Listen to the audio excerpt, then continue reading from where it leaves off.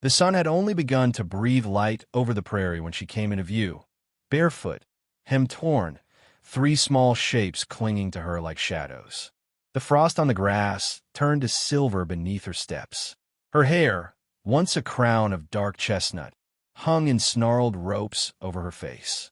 A lip split and swollen, eyes glassy, as if she had left some part of herself behind in the night. She moved like a woman walking out of a dream she had no wish to remember. The wind caught her skirts and revealed the blue-black bruises blooming along her arms. Shame, out here was a rope. It wrapped around your throat when you were born, was knotted tighter with each failure the world counted against you. That rope could drag you down the length of a whole town street without anyone needing to touch you. Clara Wickham knew it's burned too well. The night before, the rope had pulled hardest. The shouting came first, his mother's voice shrill, calling her cursed. Then his fists, clumsy with drink, but quick enough to split skin. She had shielded the baby with her body, while Lydia and Martha pressed themselves against the wall. 3 girls, he spat, pacing like a pen bull. 3 girls and nothing for a man to pass his name to. You've shamed this house enough.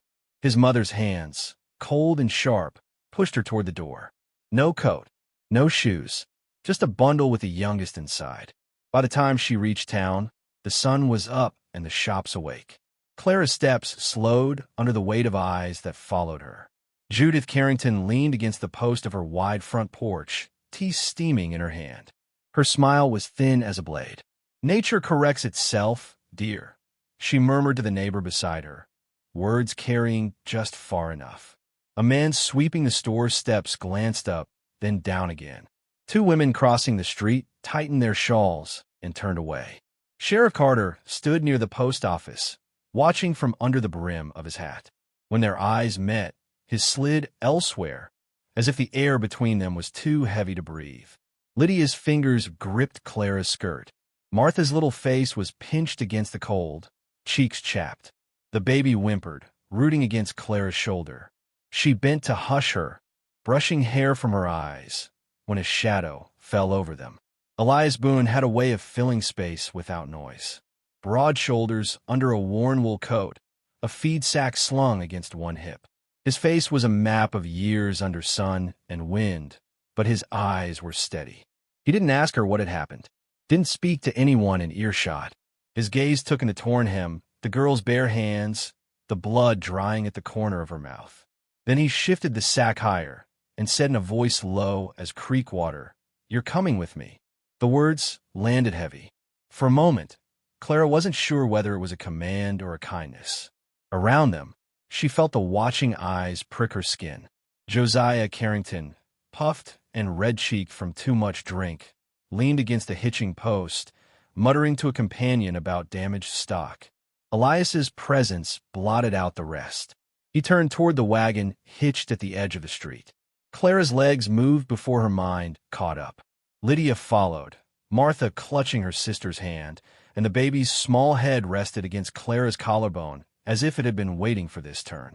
The wagon groaned under their weight as they climbed in.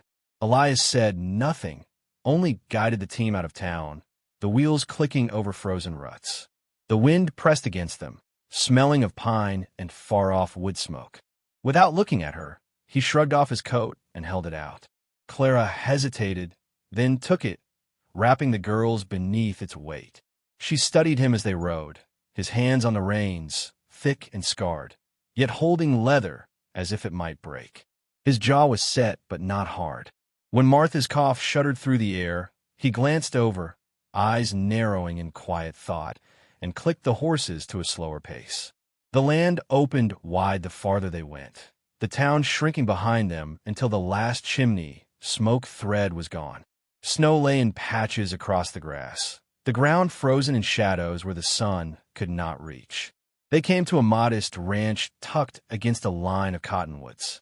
The house was plain but sound, the barn roof patched in neat squares, a split-rail fence circling the yard.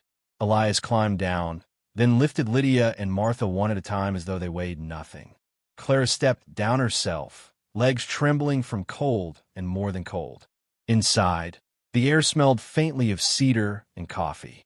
The room was spare, Table, 2 chairs, a small stove, but clean. Elias set the feed sack aside, then stooped to feed kindling into the stove's belly until the flames caught. The sudden heat made Clara's skin prickle. From a shelf, he took a loaf of bread and a small jar of honey, setting them on the table without comment. The girls sat close together, eyes darting between their mother and the stranger. Clara tore the bread into pieces, pressing one into each small hand before taking her own. The taste was plain and sweet, and she realized she had been holding her breath since the street. Elias moved about the space with a quiet efficiency, fetching water, stacking another log on the fire. He never asked where she'd come from, nor what she planned to do next. And she, too tired to think beyond this hour, didn't ask why he'd stopped for her. When the girls grew drowsy, he unrolled a cot near the fire. Clara laid the baby down first, then eased the others beside her. She sat for a while, watching their chests rise and fall in the firelight. Elias went to the door. For a long moment he stood there, hat low, then stepped outside. Through the small window, she saw him lean against the fence, gaze turned toward the pale wash of moonlight on the snow. His breath curled in the air, steady and unhurried, as if he'd been standing guard over something long before tonight. Clara pulled the coat tighter around her shoulders, her fingers brushing the worn lining where his warmth still lingered. She lay down on the cot, but her eyes did not close. The wind moved through the cottonwoods, low and restless, and beneath it she thought she could hear the creak of the wagon wheels again, carrying her into whatever came next. The days slipped into one another with the quiet rhythm of winter work. Clara rose before the sun, stoked the stove, and set bread to rise while the girls dozed beneath patched quilts. Elias was often already outside when she woke, the sound of his boots on frost-hardened earth faint through the walls. They moved through the hours like 2 currents in the same stream, sometimes parallel, sometimes brushing close enough for the smallest touch to linger in the mind longer than it had any right to. He spoke little, but his silences weren't empty. When Lydia followed him to the barn one morning, he slowed his pace so her small legs could keep up. She returned later with twine in her pockets and the beginnings of a rope braid clutched in her hands. Martha sat on the floor by the stove and tried to copy it. Clara watched from the table, the sight pricking something soft and uncertain in her chest. In town, the story of her arrival had grown legs. Judith Carrington came calling in a bonnet trimmed with frost, her smile polished for company. She sat stiff-backed at Clara's table, eyes moving over the plain room like it was a ledger to be tallied. "Quite the arrangement you've made here, Mrs. Wickham," she said, voice dipped in honey. Clara kept her own voice mild, but the words slid under her skin. When Elias came in with his coat dusted in snow, Judith's smile didn't falter, but her gaze lingered on him too long, as if measuring the worth of what she assumed he had taken in. By the time Judith left, Clara could feel the walls of the cabin pressing close. She went outside to hang laundry on the line, though the wind cut sharp as glass. The horizon rolled away in every direction, wide and merciless, but for the first time she thought it looked less like exile and more like a place that might keep her hidden from the world's smaller cruelties. Elias's kindness was never showy. He left extra wood stacked by the door each evening. He mended the loose hinge on the girl's cot without being asked. One night, when the wind screamed through the cottonwoods, Clara found him in the barn, rubbing warmth into the legs of an old mare as if the animal's comfort was the only thing that mattered in the world. She began baking bread again, the smell filling the cabin in the late afternoons, and when he came in from the cold, there would be a fresh loaf waiting on the table. He never thanked her with words, but he would slice off a piece, butter it thick, and pass half to whichever child happened to be near. It was almost a week before trouble came looking. She heard the hooves first, a galloping rhythm too loud, too careless for Elias's team. Josiah Carrington rode into the yard with 2 of his ranch hands, his cheeks blotched with whiskey. "Clara," he called, swinging down from his horse, "you've been keeping poor company." His grin was a mean curve. Man like Boone can't buy himself a wife, so he picks up what's left lying in the street. Before Clara could speak, Elias stepped out from the barn, wiping his hands on a rag. He didn't raise his voice. "You'll ride home now, Josiah." Josiah laughed, took a step closer. "Don't think I won't take back what's mine to claim." Elias's stance shifted, weight balanced, the rag hanging loose from his hand. "She's not yours," he said, low enough that it seemed meant for Josiah alone. The air between them tightened. Josiah swung a fist, catching Elias high on the cheek. The sound of it cracked in the cold. Elias didn't move back. His stillness was heavier than a blow, and something in Josiah's smirk faltered. Without another word, Josiah turned, mounted, and rode out with his men trailing behind. That night, Clara found Elias on the porch, the bruise darkening along his cheekbone. He was staring out toward the line of cottonwoods, his breath curling into the dark. She stepped beside him, the boards cold beneath her bare feet. "I thought no one would ever stand between me and the world again," she said.